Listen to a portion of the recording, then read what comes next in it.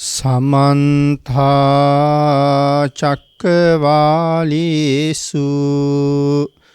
අත්‍රා ගච්ඡන්තු දේවතා සද්ධම්මං මුනි රාජස්ස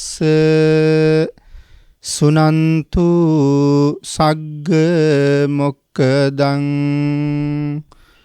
ධම්මස්සවන කාලෝ අයං බදන්තා ධම්මස්සවන කාලෝ අයං බදන්තා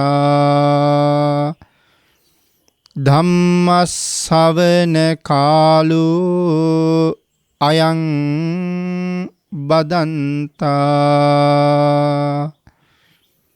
නමෝ තස්ස භගවතු අරහතු සබ්බ ධම්මේසු අප්පටිහත ඥානචාරස්ස දස බලධරස්ස චතු වේසාරජ්‍ය විසරදස්ස සබ්බ සත්තුත්තමස්ස ධම්මිස්ස රස්ස ධම්ම රාජස්ස ධම්මස්සාමිස්ස තථාගතස්ස සබ්බඤුනෝ සම්මා සම්බුද්දස්ස නමෝ තස්ස භගවතු අරහතු සබ්බ ධම්මේසු අප්පටිහත ඥානචාරස්ස දස බලධරස්ස චතු වේසාරජ්‍ය විසරදස්ස සබ්බ සත්තුත්තමස්ස ධම්මිස්ස රස්ස ධම්ම රාජස්ස ධම්මස්සාමිස්ස තථාගතස්ස සබ්බඤුනෝ සම්මා සම්බුද්දස්ස නමෝ තස්ස භගවතු අරහතු සබ්බ ධම්මේසු අප්පටිහත ඥානචාරස්ස දස බලධරස්ස චතු වේසාරජ්‍ය විසරදස්ස සබ්බ සත්තුත්තමස්ස ධම්මිස්ස රස්ස ධම්ම රාජස්ස ධම්මස්සාමිස්ස තථාගතස්ස සබ්බඤුනෝ සම්මා සම්බුද්දස්ස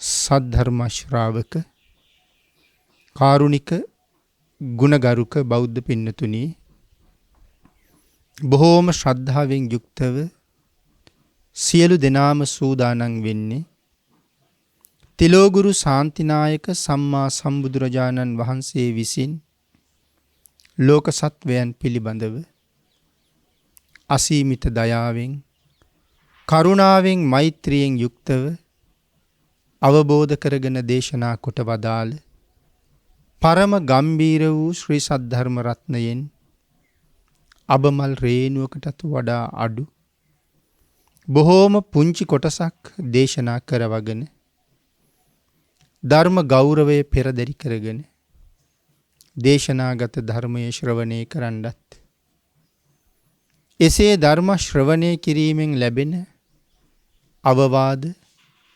අනුශාසනා තමන්ගේ ජීවිතවලට එකතු කරගෙන වඩාත් නිවැරදි මෙලව ජීවිතයක් සකස් කරගන්නවා වගේම නිවැරදි වුණ මෙලව ජීවිතයක් තුළින් සුගතිගාමී වූ පරලොව ආයති භවයකින් සැනසීමේ බලාපොරොත්තුවත් ඇතුවයි. ඒ උතුම් බලාපොරොත්තු උතුම් ප්‍රාර්ථනා ඒ ආකාරයෙන්ම මුදුන්පත් කර ගැනීම සඳහා ධර්ම දානානිසංසයත් ධර්ම ශ්‍රවණානිසංසයත් ඔබට හේතු වාසනා වේවා කියලා ප්‍රාර්ථනා කරනවා. පින්නතුනි අද ධර්මදේශනාවේ මාතෘකාව හැටියට මම යොදාගන්න කල්පනා කළේ ධම්මපද පාළියේ සඳහන් වෙන අපේ බුදුරජාණන් වහන්සේ දේශනා කොට වදාළ උතුම් ගාථා රත්නයන් දෙකක්. චිරප්ප වාසින් පුරිසං දූරතෝ සොත්ති මාගතං ඥාති මිත්තා සුහජ්ජාච අභිනන්දන්ති ආගතං තතේව කත පුඤ්ඤම්පි අස්මා ලෝකා පරංගතං පුඤ්ඤානි පතිගං හන්ති පියං ඥාති වාගතං. මේ ගාථාවන්ගේ සරල තේරුම චිරප්ප වාසින් පුරිසං දූරතෝ සොත්ති මාගතං. චිරප්ප වාසී කියලා කියන්නේ දුරු රට. එහෙම නැත්නම් මගේ රට නොවන පිට රට. අපේ රට නෙවෙයි නම් අපි කියන්නේ පිට රට කියලා. ඒ වගේ දුර රටක ජීවත් වෙන තමන්ගේ නෑදෑයෙක්, දූ දරුවෙක්, අම්මෙක්, තාත්තෙක් නැවත ආපහු තමන්ගේ රටට එනවා කියලා පණිවිඩයක් ලැබුණාම දැනගත්තාම ඥාති මිත්තා සුහජ්ජාච අභිනන්දන්ති ආගතං. ඒ පුජ්‍යලයාගේ නෑදෑයෝ, දෙමව්පියෝ, දූ දරුවෝ සියලු දෙනාම එකතු වෙලා බොහෝම සතුටටපත් වෙනවා. සතුටු වෙනවා විතරක් නෙමෙයි ඔහුව පිළිගන්නත් සූදානම් වෙනවා. අභිනන්දන්ති ආගතං. බොහෝම සතුටින් ඔහුව පිළිගන්න සූදානම් වෙනවා. ඒ වගේ තමයි තතේව කත පුඤ්ඤම්පි අස්මා ලෝකා පරංගතං.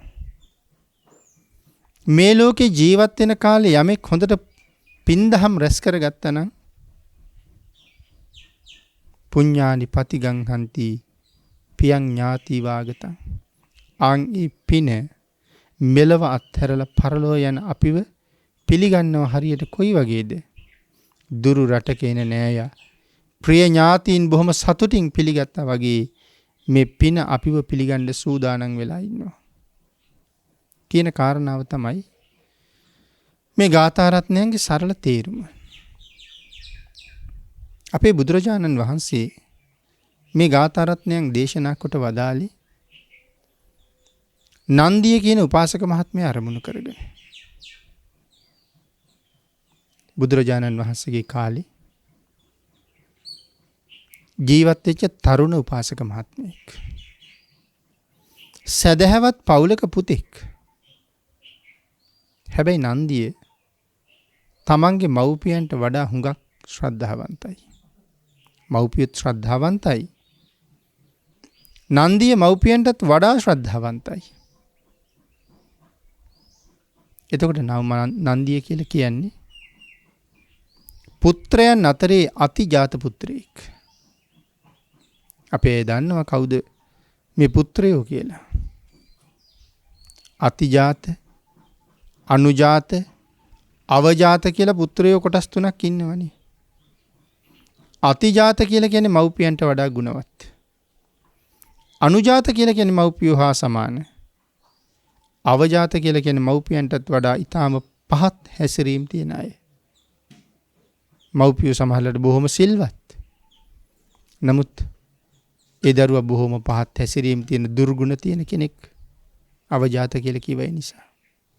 නන්දිය මව්පියන්ට වඩා උසස් ගුණ තියෙන නිසා අතිජාතයි. නන්දිය බොහොම පින්කම් කළා තරුණ කාලේ ඉඳලම. නන්දිය තරුණ වයසේදී නන්දියගේ අම්මට ඕනේ වුණා නන්දියව විවාහ කරන්න. නන්දියට යෝජනා කළා.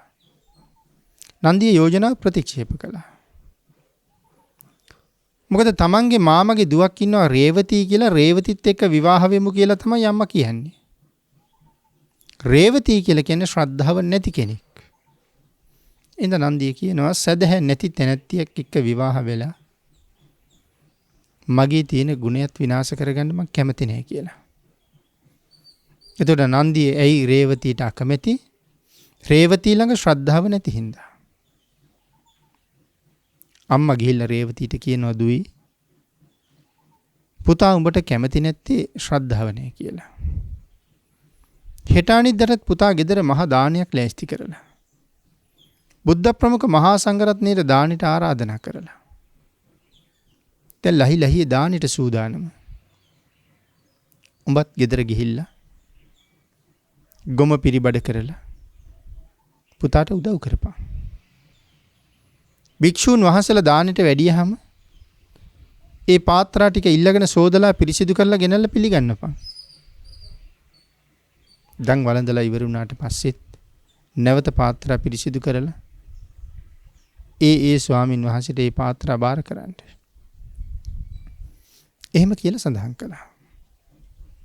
එයත් ඒක පිළිගත්තා. ඔහුගේ ඒ පින්කමට රේවතීගෙන් හුඟක් උදව් ලැබුණා. පින්කම නිමා වුණාට පස්සේ අම්මා කියනවා පුතේ දැන් රේවතී හොඳයි නේද? ඒ කොච්චර උනන්දුවෙන් උවමනාවෙන් පින්කමට කටයුතු කළාද? ඉදිරියට ඔබ කරන පින්කම් කටයුතු වලට ඇය බොහෝසේ උපකාර කරයි. එහෙම සඳහන් කරාම නන්දිය සඳහන් කළා එහෙම වෙනවා නම් හොඳයි. ඉතින් අම්මා යෝජනා කරනවා පුතේ එහෙනම් දැන් විවාහ වෙන්න කියලා.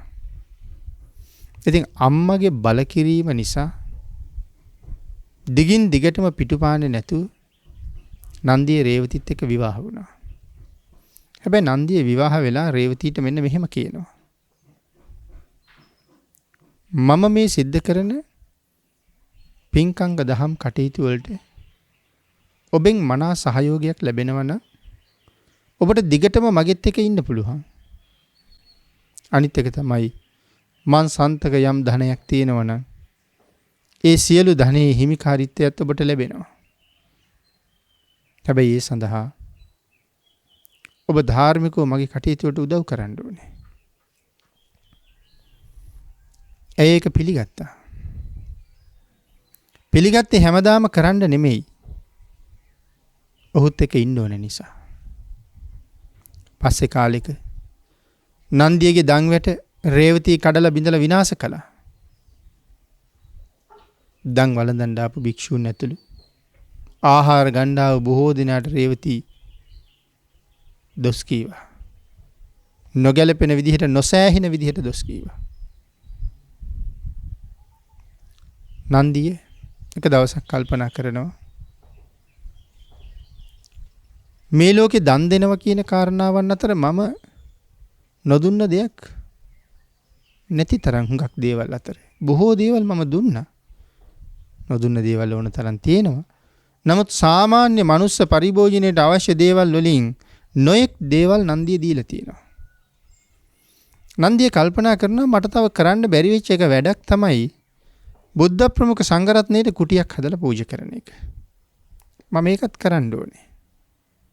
එහෙම හිතලා නන්දිය බරණැස ඉසිපතනෙට ගිහිල්ලා භික්ෂූන් වහන්සේලාට කාරණාව දන්වලා අවසරය ඉල්ලගෙන ගබඩා 4කින් යුක්ත මහ කුටියක් නිර්මාණය කළා.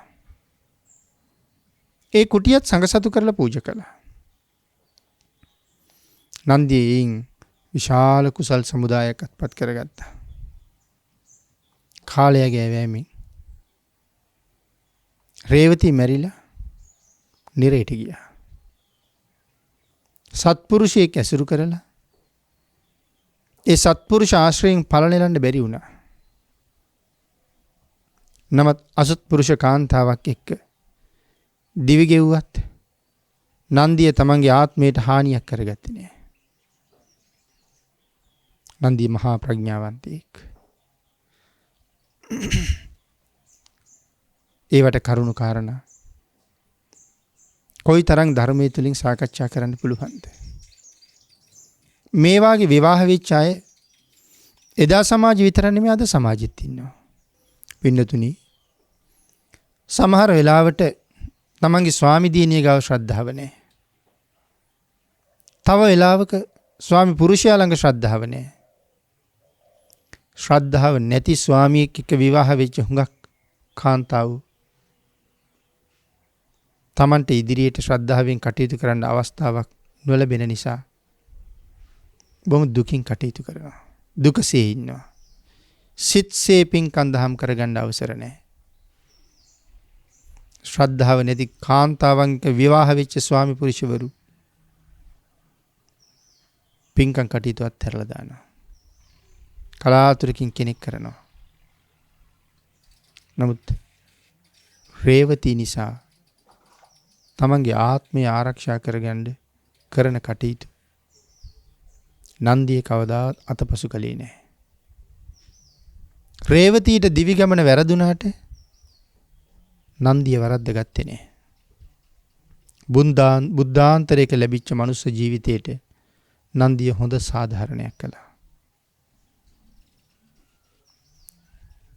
බුදුරජාණන් වහන්සේ වෙනුවෙන් මහා සංඝරත්නය වෙනුවෙන් ඉදිකරපු කුටිය සංඝ සතු කරලා පූජා කරන දවසේ භාග්‍යතුන් වහන්සේට අතපැන් වක් කරලම පූජා කළා.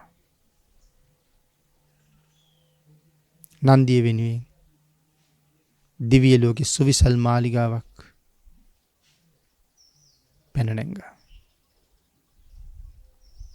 මුගලන් මහරහතන් වහන්සේ දිව්‍ය ලෝකේ වැඩපු අවස්ථාවක මේ අති සුන්දර මනස්කාන්ත දිව්‍ය විමානය ළඟ නතර වුණා.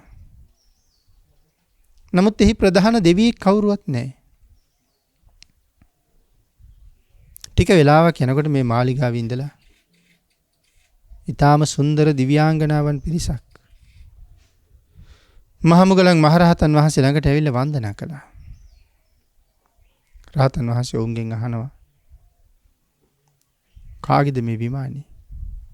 කවුද මේකේ අයිතිකාරයා? මොන විදිහේ පින්කම් කරපු නිසාද මේ තරම් අති අලංකාර විමානයක් ලැබුණේ? අර දිව්‍යාංගනාව සඳහන් කළා, ස්වාමීනි දන්නේ නැද්ද? මේක නන්දිය උපාසකගේ විමානය. නන්දිය තාම මනුස්ස ලෝකේ. නමුත් නන්දිය වෙනුවෙන් මේ විමන පහළ වෙලා තියෙන්නේ. පින්නතුනි, මහමුගලන් මහරහතන් වහන්සේ දිව්‍ය ලෝකෙන් මනුස්ස ලෝකෙට වැඩලා අපේ බුදුරජාණන් වහන්සේ මුණ ගැහිලා බුදුරජාණන් වහන්සේගෙන් අහනවා, ස්වාමීනි භාග්‍යතුන් වහන්සේ, මනුස්ස ලෝකේ ජීවත් වෙලා ඉන්න අය වෙනුවෙන් මාලිගා හැදෙන්න පුළුවන්ද දිව්‍ය ලෝකේ කියලා. බුදුරජාණන් වහන්සේ අහනවා, මොග්ගල්ලානේ තැනටම ගිහිල්ලා මාලිගාව බලලා කරුණු කාරණා සියල්ලම දැනගෙන මංගාවට ඇවිල්ලා අහන්නත් තවත් දෙයක් ඉතිරි වෙලා තියෙනවද ඔබට කියලා. සඳහන් කළා, ස්වාමීනි එහෙමයි. නන්දිය උපාසක වෙනුවෙන් දිව්‍ය ලෝකේ මනරම් මාලිගාවක් පහළ වෙලයි තියෙන්නේ කියන කාරණාව සඳහන් කරාම අපේ බුදුරජාණන් වහන්සේ අර අපි මාතෘකා කරගත්ත ගාථා රත්නයන් දෙක දේශනා කොට වදාළා. චිරප්ප වාසින් පුරිසං දුරතෝ සොත්ති මාගතං. දුර රටක ගිහිල්ලා ඉන්න අපේ ඥාතියෙක් ආපහු තම රටට එනවා කියලා පණිවිඩය එවහම මෙහෙ ඉන්න නෑදෑයෝ බොහෝම සතුටින් ඔහු පිළිගන්න සූදානම් වෙනවා වගේ අපි විසින් රැස් කරගත්ත මේ උතුම් කුසල් අපි කවදා හරි දවසක මේ ලෝකේ අත්හැරලා එනකන් අපි වෙනුවෙන් බලාගෙන ඉන්නවා. සුගතියෙන් ඒ කුසල් අපිව පිළිගන්නවා. භාග්‍යතුන් වහන්සේ දේශනා කළා, දුර්ලභ වූ මනුස්ස ජීවිතය කොයි තරම් වටිනවද? එවන් උදාරතර මනුස්ස ජීවිතයක් ලැබුණ කෙනෙක් ඒ ජීවිතය වෙනුවෙන් කොයි තරම් දේවල් කළ යුතුද? මොකටද? ජීවිතය ආරක්ෂා කරගන්න. මෙලොවින් වගේම පරලොවින්. මෙලව රැකවරණය සලසනවට වඩා පරලොව රැකවරණය සලස ගන්න එක අපි විසින් විශේෂයෙන් සූදානම් වෙලා කරගත යුතු දෙයක්. පින්නතුනි, භාග්‍යතුන් වහන්සේ අපට දේශනා කළා, ඊටාම කලාතුරකින් ලැබෙන මනුස්ස ජීවිතය ඔබ හිතලා බලන්න. ඔබට මේ හම්බෙලා තියෙන ඔබේ ජීවිතේ මේ මනුෂ්‍ය භවය ආයෙ කවදා හම්බ වෙයිද කියලා. අපිට මේ භවය ආයේ කවදා ලැබෙයිද? ධර්මයේ සඳහන් කළානේ මනුෂ්‍යත්වයේ දුර්ලභ බව. අවුරුදු කෝටි ප්‍රකෝටි ගානකින් හම්බෙච්ච ජීවිතයක් මේ තියෙන්නේ. නැවතත් ආයේ අවුරුදු කෝටි ප්‍රකෝටි ගානක් ගිහිල්ලා අපිට මේ ජීවිතයක් ලැබෙයි. එහෙම ජීවිතයක් ලැබුණත් කොහොම තැනක උපදින්න ලැබෙයිද? කොයි වාගේ ඇසුරු කරන්න ලැබෙයිද? සම්මාදිට්ඨික වෙයිද මිත්‍යා දෘෂ්ටික වෙයිද? බුද්ධෝත්පාදයක් ලැබෙයිද? අබුද්ධෝත්පාද කාලයකම පව් රැස් කරගන්න පව් ගෙවන්න සිද්ධ වෙයිද? අබුද්ධෝත්පාද කාලයක උපදින්න සිද්ධ වෙයිද? මේ කරුණු එකක්වත් සීමාවක් නැහැ, නිමක් නැහැ, වැටහෙන්නේ නැහැ. ඒ විතරකුත් නෙමෙයිනේ.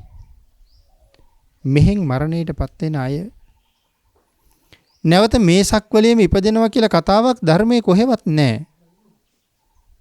මෙහෙන් මරණයට පත් වෙන අය වෙනත් ඈත සක්වලවල උපදින්න බැරිද? පුළුවන්. මේ සක්වලෙන් මැරිලා වෙන සක්වලක තියෙන මනුස්ස ලෝකෙක ඉපදෙන්න හොඳටම පුළුවන්. එතකොට එහෙදී අපට දහම ලැබෙයිද? හිතලා බලන්නකෝ. මේ මංගල සක්වල හැර තවත් වෙනත් සක්වලක බුදුවරු පහළ වෙනවා කියන කතාවක් ධර්මයේ කොහෙවත් නැහැ. නමුත් වෙනත් සක්වලක බුදුවරු පහළ වෙන්නේ නැද්ද? ඒකට උත්තරයක් නැහැ. එතකොට අපේ බුදුරජාණන් වහන්සේ මහා සමය සූත්‍රයේ දේශනා කරන වෙලාවේ මේ මොහොත වෙනකොට තවත් වෙනත් සක්වලක බුදු කෙනෙක් පහළ වෙලා ඉන්නවද කියලා සර්වඥතා ඥාණයෙන් බැලුවා. ඇත්තටම මේ මොහොත වෙනකොට මේ විශ්වයේ වෙන කොහේවත් බුදුරු නැහැ. ධර්මානුකූලවත් ඇත්තටම මේ විශ්වයේ වෙන කොහෙවත් සක්වලක බුදුරු පහළ වෙන්නේ නැහැ.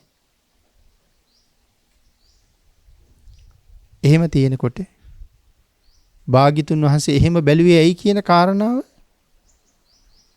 අපි දන්නෙත් නැහැ. එහෙමනම් පින්නතනේ වෙනත් සක්වලක උපදින්න ලැබුණොත් මෙහෙන් චුත වෙලා ගිහිල්ලා අපිට එහෙනම් ධර්මය ලැබෙන්නේ නැහැනේ. කාගෙන් බණ අහන්නද? කවුරු බණ කියන්නද? එතකොට හිතන්නකෝ මේ ලැබිලා තියෙන අවස්ථාව මොන තරම් ශ්‍රේෂ්ඨද? කොයි තරම් වාසනාවන්තද? මොන තරම් දුර්ලභද? කොයි තරම් කරාතුරකින් ලැබෙන අවස්ථාවක්ද? මේ ලෝකේ දුර්ලභ දේවල් කොච්චර තියෙනවද? රන් රිදී මුතු මැණික් මේ වගේ දුර්ලභ අගනා වටිනා දේවල් තියෙනවා. ඒ දුර්ලභ අගනා වටිනා දේවල් අපට ලැබුණාම අපි ඒක පරිස්සම් කරන්න කොච්චර මහන්සි වෙනවද? කොච්චර උත්සාහ කරනවද? කොයිතරම් කැපකිරීම කරනවද? රන් රිදී මුතු මැණික් වලට වඩා මනුස්ස ජීවිතේ වටින්නේ නැද්ද? රන් රිදී මුතු මැණික් වල වටිනාකම තක්සේරු කරන්න පුළුවන්. ඒ වුණාට මනුස්ස ජීවිතයක වටිනාකම තක්සේරු කරන්න පුළුවන්ද? එතකොට අපි මේ මිලක් නියම කළ හැකි తాවකාලික ලෞකික වස්තුන්ට දක්වන උනන්දුව දුර්ලභ වූ මනුස්ස ජීවිතේ සුරක්ෂිත කරගන්න කැප කරලා නැහෙනේ. යොදලා නැහෙනේ. උත්සාහ අරන් නැහෙනේ. ඒ කියන්නේ පව පින ගැන ලොකුවට තාම විශ්වාස කරන්නේ නැහැ කියන කාරණාවයි. මෙලවක් පරලොවක් තියෙනවා. ඒ පරලොවදී සතර අපාය මුණ ගැහෙනවා. එහි මේ තරම් දීර්ඝ කාලයක් දුක් විඳින්න සිද්ධ වෙනවා. ඒ දුකේ ප්‍රමාණයක් සීමාවක් නිමක් නැහැ. භාග්‍යතුන් වහන්සේම දේශනා කොට වදාලා කියලා. ඒ දුක්ඛ කන්දෙන් නිදහස් වෙන්න. මහා කුසල් රැස් කරගන්න. උනන්දුව උද්‍යෝගී තියෙන අය කොපමණද ලෝකේ ඉන්නේ. සම්මා දිට්ඨිකයන්ට විතරයි මේ කාරණාව හුඟක් වැටහෙන්නේ. ඒ සම්මා දිට්ඨිකයි කියන පිරිස අතරත් කොයිතරම් සුළු පිරිසක්ද කුසලයට යොමු වෙන්නේ. ආන් ඒක නිසා අපි හැම වෙලාවෙම මීට වඩා අපි ගැන හිතන්න ඕනේ. මේ ජීවිතයේ වටිනකම ගැන හිතන්න ඕනේ. මේ දුර්ලභ සම්පත්තියේ වටිනාකම ගැන හැම වෙලාවෙම හිතන්න ඕනේ. පරම දුර්ලභ වූ මනුස්ස ජීවිතයට මනා යුතුයකම් සමුදායක් අපෙන් ඉෂ්ට කරන්න තියෙන එක සම්පූර්ණ කරන්න ඕනේ. සතර පායෙන් අත මිදෙන්න වීරිය වඩන්න ඕනේ. ලෞතර බුදුවරු මහා කල්ප අසංඛ්‍ය ගණන් සංසාරේ දුක් විඳලා පාරමිතා පූර්ණේ කරලා ලෝක සත්වයාට ඒ උතුම් නිවන් මඟ කියලා දුන්නා. සැනසීමේ මඟ කියලා දුන්නා. ඒ සා දීර්ඝ කාලයක් සංසාරේ දුක් විඳේ අපි වෙනුවෙන් මිසක් උන්වහන්සේලා වෙනුවෙන් නෙමෙයිනේ. අපේ බුදුරජාණන් වහන්සේ වුණත් දීපංකර පාද මූලයේ පණපද දෙකක් අහලා රහත් වෙන්න තිබිච්ච අවස්ථාවත් හැරි වෙන කවුරුවත් හින්දාද මේ සංසාරේ අසරණ වෙලා දුක් විඳින අහිංසක සත්වයන් මේ සංසාරයෙන් එතර කරන්න ඕනේ කියන චේතනාව පදනම් කරගෙන ඒ සඳහා වීරිය තියෙන සත්පුරුෂයෝ ලෝකේ පහළ වෙන්නේ ඊටම කලාතුරකින්. එවන් අය තනියම නිවන් ගියහම මේ අහිංසකයන්ට කාගේ සරණක්ද කාගේ පිහිටක්ද කියන කාරණාව තීරණය කළා. තමන්ට තනියම ලබන්න තියෙන සැනසීම අත්හැරපු නිසා ඔබ මම ගැන හිතපු නිසා මහා කල්ප අසංඛ්‍ය 4,01,000ක් මේ සංසාරේ නොවිඳිනා දුක් විඳලා ඇවිල්ලා බලාපොරොත්තු වෙන ආකාරයෙන් ලෞතර බුද්ධ රාජ්‍ය මුදුන්පත් කරගෙන ඔබට මට අවවාද අනුශාසනා කළා. මග නොමග කියලා දුන්නා. නමුත් ඒකේ වටිනාකම කෝ? අපි ඒක කොයි තරම් දුරට තක්සේරු කරනවද? මහණෙනි, උතුම් වූ පංචශීලයේ සියලු දෙනාගේම ජීවිතයක අත්තිවාරම පදනම හා සමානයි. ඒ උතුම් පන්සිල් හැම කෙනෙක්ම දිවිහිමියෙන් ආරක්ෂා කළ යුතුයි. ඒ උතුම් සීලය මත පිහිටලා ධාර්මික ජීවිතයක් ගත කළ යුතුයි. එවන් අය සත්පුරුෂයෝ, සිල්වතුන් සත්පුරුෂයෝ. සත්පුරුෂයන්ගෙන් ලෝකය පිරෙනකොට ලෝවැසියන්ට සැලසෙන්නේ පුදුම යහපතක්. ඔහුට යහපතක් කරගන්න වීරිය වඩනවා.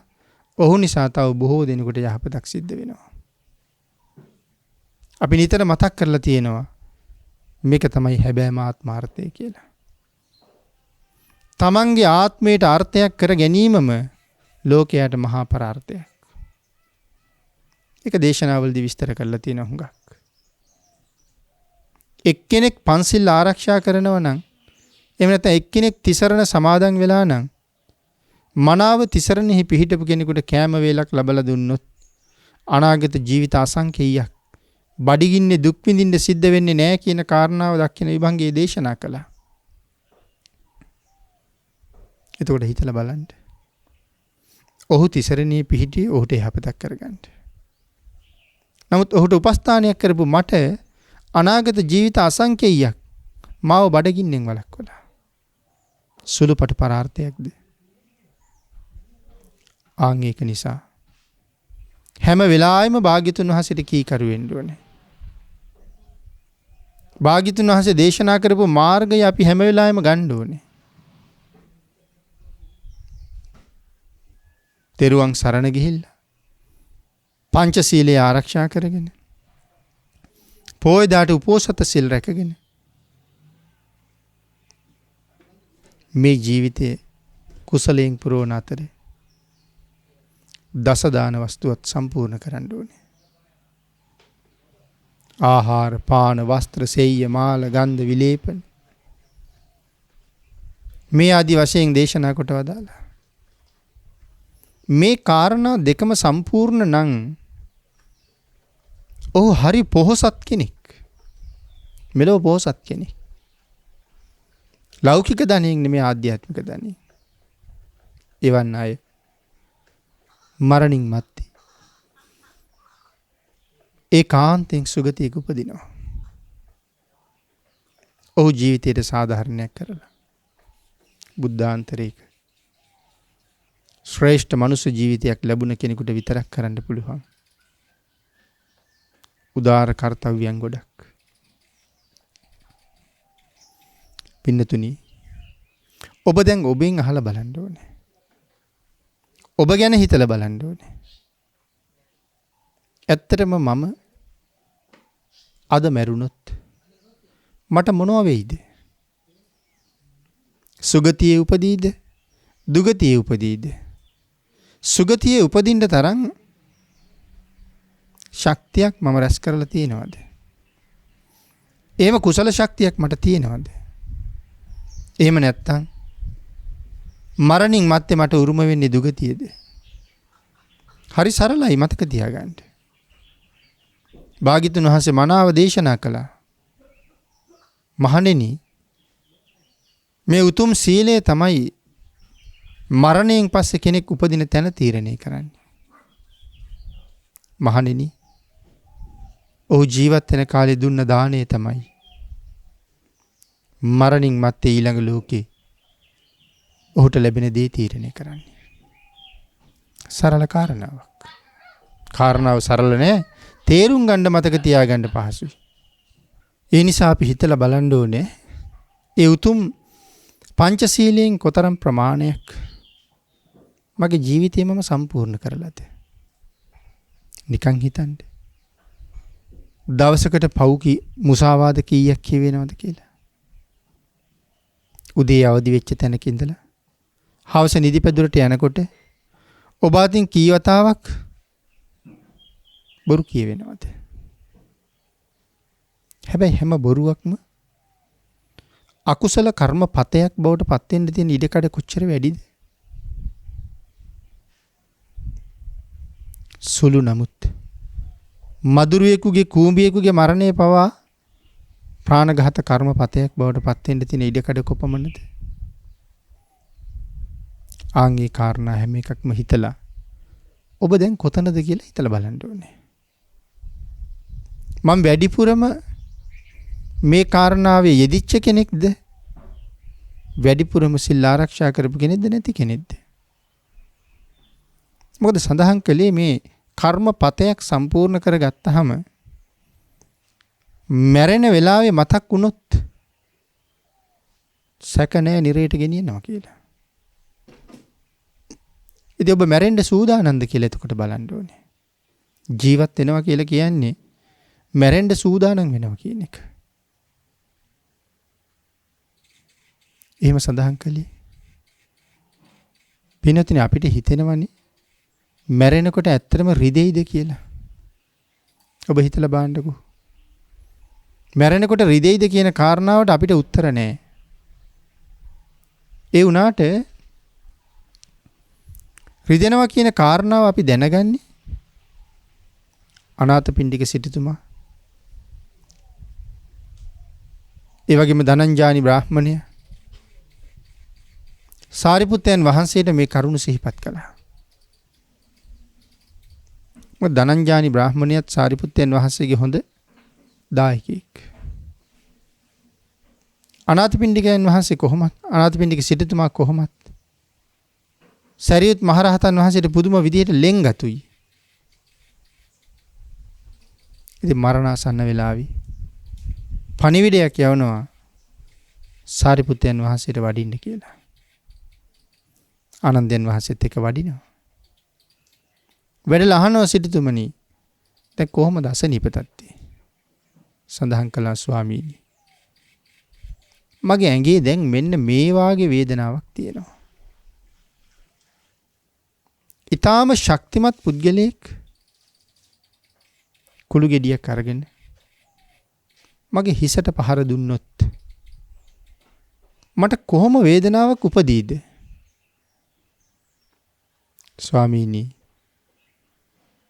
ආන් ඒ විදිහට ශක්තිමත් කෙනෙක් කුළු ගෙඩියක් අරගෙන මගේ ඔළුවට ගහගෙන යනවා වගේ දරුණු වේදනාවක් තියෙනවා මගේ හිසේ.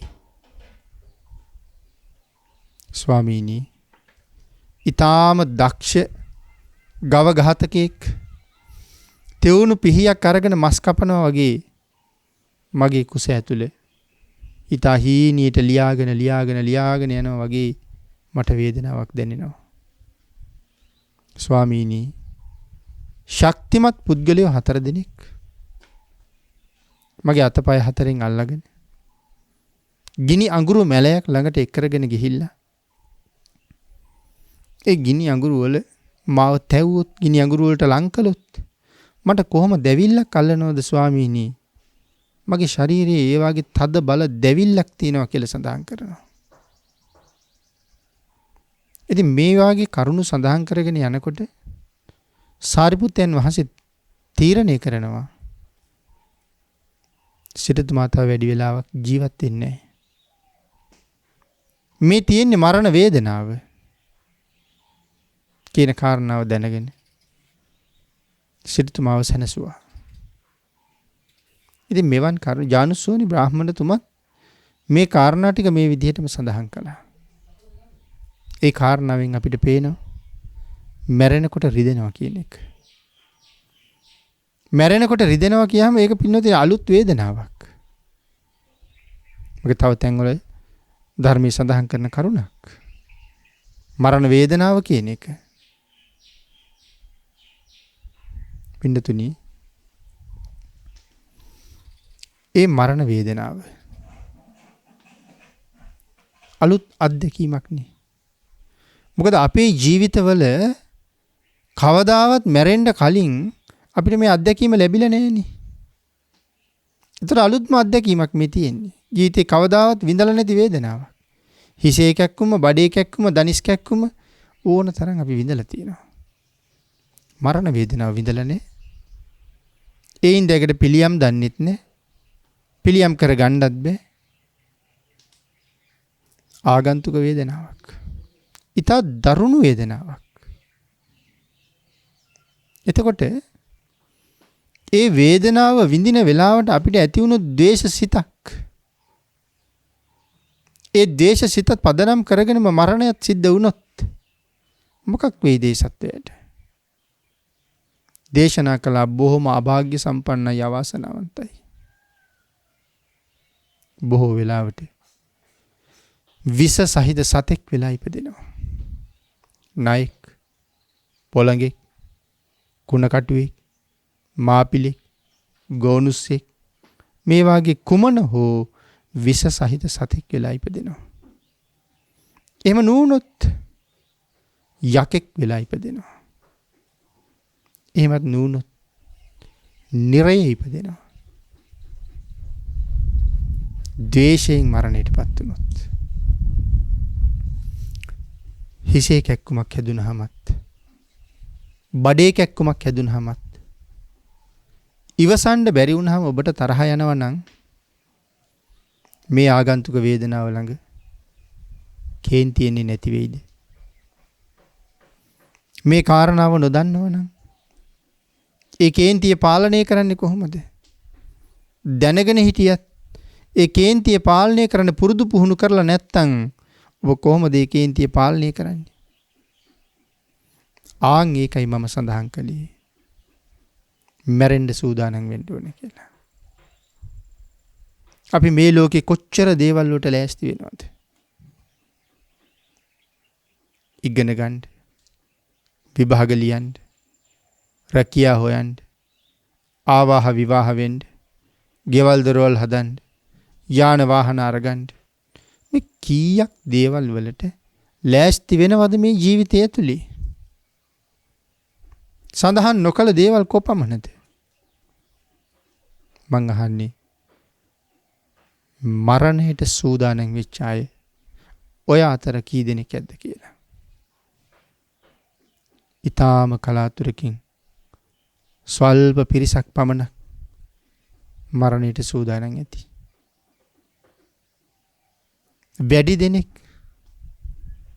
වැඩි දෙනෙක් සූදානමක් නැහැ. ඇයි ඒකට වෙලාවක් නැහැ, මෙලොව වැඩ වැඩි. ඒ නිසානේ හුඟක් අය පින්කමක් දහමකට යෙදෙන්න කතා කළත් නොඑක් දේවල් කියන්නේ.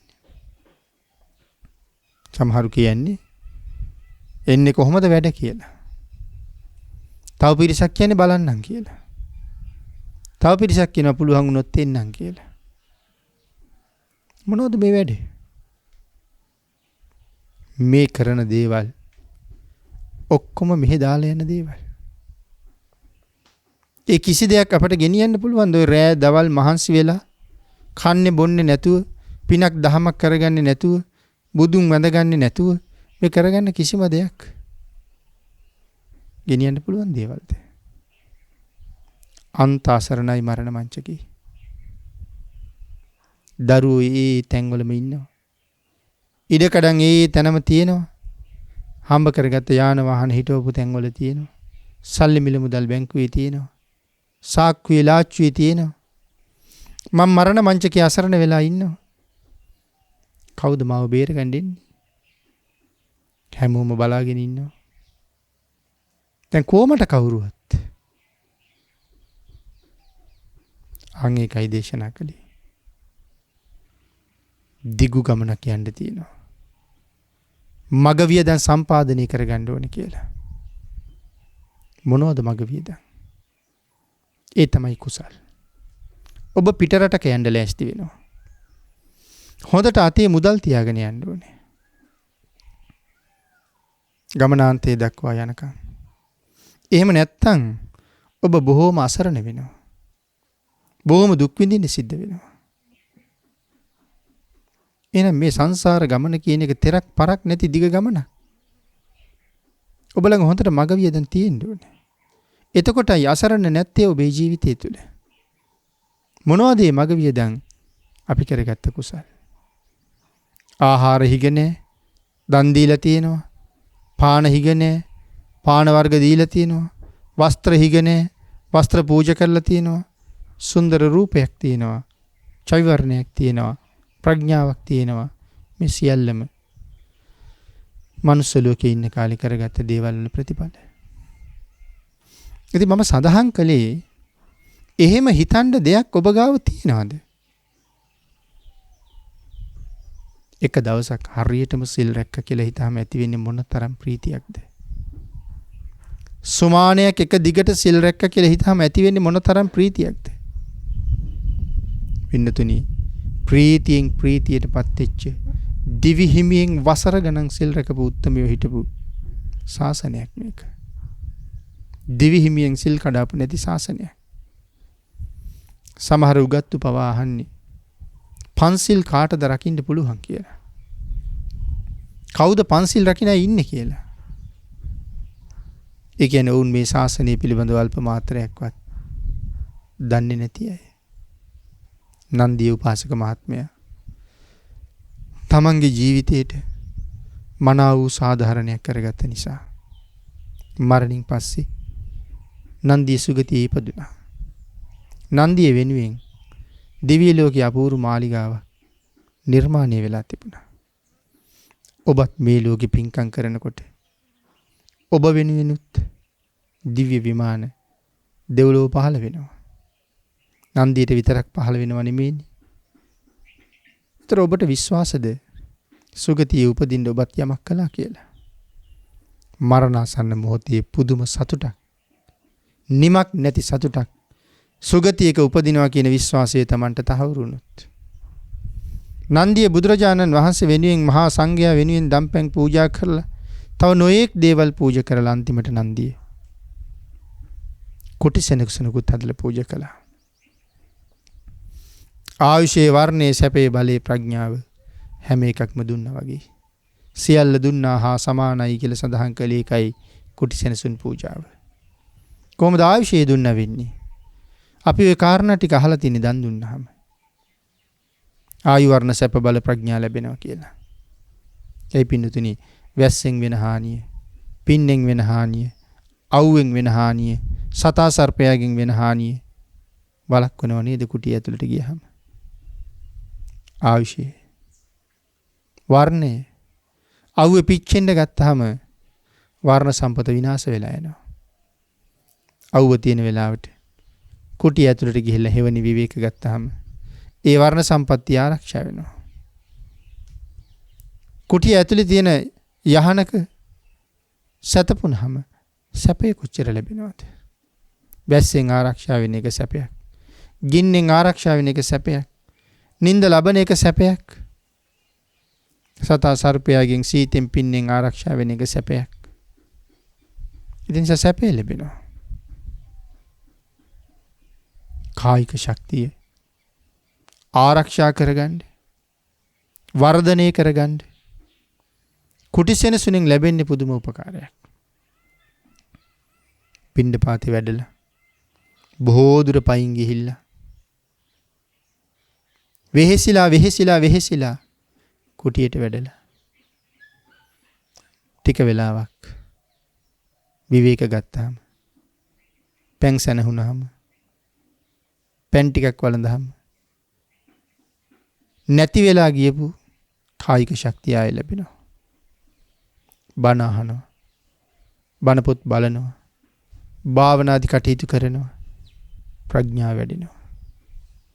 කුටි පූජාවෙන් කොයි තරම් ආනිසංස ලැබනවද? ප්‍රමාණයයි සඳහන් කළේ. නන්දිය කල්පනා කළා දන් දුන්නා. නමුත් කුටි පූජාවකුත් කරන්න ඕනේ. නන්දියගේ පූජාව මොනතරම් මහත්ඵලද? අතපැන්වක් කරලා පූජා කරනකොට දිව්‍ය ලෝකේ මාලිගාවක් නිර්මාණය වුණා. ලෞතර බුදුරජාණන් වහන්සේට සිව්දිකින් වඩින්නා වූ මහා සංඝරත්නයට සංඝසතු කරලා පූජා කරාම කොයිතරම් ආනිසංස සමුදායක් ලැබනවද? ඒ සංඝසතුමය පූජාවේ ආනිසංසයටත් වඩා භාග්‍යතුන් වහන්සේට කරන පූජාවේ ආනිසංසය ඊටම ඉහළයි. සමහර වෙලාවට වර්තමානයේ ඊටම හොඳ සුව පහසු ඉඩකඩ තියෙන කරඬුවක් වගේ දෙයක් සර්වඥ ධාතුන් වහන්සේ වඩා හිඳවන්නත් පූජා කරනවා. සදහැ සිතින් එක එක්කෙනාගේ ශ්‍රද්ධාවට අනුව කරඬුව ඇතුලේ මැණික් තියලා රත්තරණින් ආසන හදලා රන් පියුම් හදලා මේ නොඑක් විදිහට රණින් රිදියෙන් මුතු මැණික් වලින් එහෙම පූජාවලුත් කරලා සතුටු වෙනවා. භාග්‍යතුන් වහන්සේ වෙනුවෙන් කළ හැකි දෙයක් අද කළා කියලා. බුද්ධ මන්දිර හදලා පූජා කරනවා. සතුටු වෙනවා. සඳහන් කළා හැම කල්හිම ආරක්ෂා සම්පත්තිය ලැබෙනවා. ඉතින් මේ කරඬු පූජාවේ ආනිසංස පිළිබඳව සඳහන් කරනකොටත් මේ කාරණාව දක්වනවා. ඉතින් කුටි පූජාවේ ආනිසංසෙත් මේ කාරණාව තියෙනවා. හැම කල්හිම ආරක්ෂා සම්පත්තිය ලැබෙනවා. සැපයෙන් යුක්ත වෙනවා, කීර්තිය යසස පැතිරෙනවා. විපත් නැති වෙනවා, සිව්මැලි වෙනවා. බාන්න කුටි පූජාවේ සඳහන් කරපුවාම නෙමෙයිද තියෙන්නේ කියලා. චවි වර්ණය ආරක්ෂා වෙනවා, සිව්මැලි වෙනවා. විපත් දුරු වෙනවා. ඊළඟට සඳහන් කළා කරදර බාධා නැත්තේක් වෙනවා. ඇත්‍යානා අස්යානා ලබන්නෙක් බවට පත් වෙනවා. තමන්ගේ ධනෙ කවදාවත් කිසිම හේතුවකින් විනාශ නොවන ධනයක් බවට පත් වෙනවා. මේ වාගේ ආනිසංස සමුදායක් දේශනා කරලා තියෙන කරඬුවක් පූජා කිරීමේ ආනිසංසය ගැන සඳහන් කළත්, කුටියක් පූජා කිරීමේ ආනිසංසය ගැන සඳහන් කළත් මේ කරුණු ටික අන්තර්ගත වෙලා තියෙනවා. ඒ නිසා එවන් උදාර පින්කම් තමන්ගේ ජීවිතවල සම්පූර්ණ කරගන්න ඕනේ. ශක්ති ප්‍රමාණයෙන් මේ දේ කරගන්න ඕනේ. හැමෝටම කුටි හැදලා පූජා කරන්න බැරි වෙයි. නමුත් මුලින්ම තියෙනවා තිසරණයට එන්න. හැබැයි බෞද්ධයෙක් බවට පත් වෙන්න. සම්මාදිට්ඨිය තුල ජීවත් වෙන්න. හැකි හැම වෙලාවකම විශේෂ සීලයක් සමාදන් වෙන්න උපෝසත සීලයක්. ඒ විතරක් නෙමෙයි. පහසු හැම වෙලාවකම දානයක් දෙන්න දානයේ ප්‍රභේද ගණනාවක් දේශනා කළා. විවිධ දේවල් දුන්නාම විවිධ දේවල් විවිධානිසංස අපට ලැබෙන්නේ. යන් තිසරණෙහි පිහිටලා පන්සිල් ආරක්ෂා කරගෙන ඒ උතුම් සීලයේ මත පිහිටලා හැකි හැම වෙලාවකම උපෝසත සීලයක් ආරක්ෂා කරගෙන සාර ධර්ම ගුණ ධර්ම ගරු කරමින් යුතුයකම් සම්පූර්ණ කරගනිමින් කටයුතු කරන යමෙක් තමන්ට හොඳ සාධාරණයක් කරපු කෙනෙක්. මනාව රැකගත් සීලය මරණ මංචකයේ ඔබ සතුටු කරනවාමයි. හැබැයි මේ මොහොත සංකීර්ණයි. අපි ඒකට මූණ දෙන්න මහ පෙරලියක් කරන්න සූදානම් වෙන්න ඕනේ. ඒ සඳහා සීලෙන් ගුණෙන් ශක්තිමත් වෙන්න ඕනේ. බුද්ධාන්තරයක ලැබිච්ච ශ්‍රේෂ්ඨ මනුස්ස ජීවිතයක් තුළ ඒ කාරණාව මුදුන්පත් කරගන්න තුනුරුවන්ගේ ආශිර්වාදයෙන් ඔබ සියලු දෙනාටම ශක්තිය, ධෛර්යය, භාග්‍ය, වාසනාව උදා වේවා කියලා ආශිර්වාද කරනවා. ආකාසට්ඨා ච බුම්මට්ඨා දේවා නාග මහිද්దికා පුඤ්ඤන්තං අනුමෝදිත්වා චිරං රක්ඛන්තු ලෝක සාසනං දේවෝ වස්සතු කාලේන සස්ය සම්පatti හේතුච පීතෝ භවතු ලෝකෝ ච රාජා භවතු ධම්මිකෝ.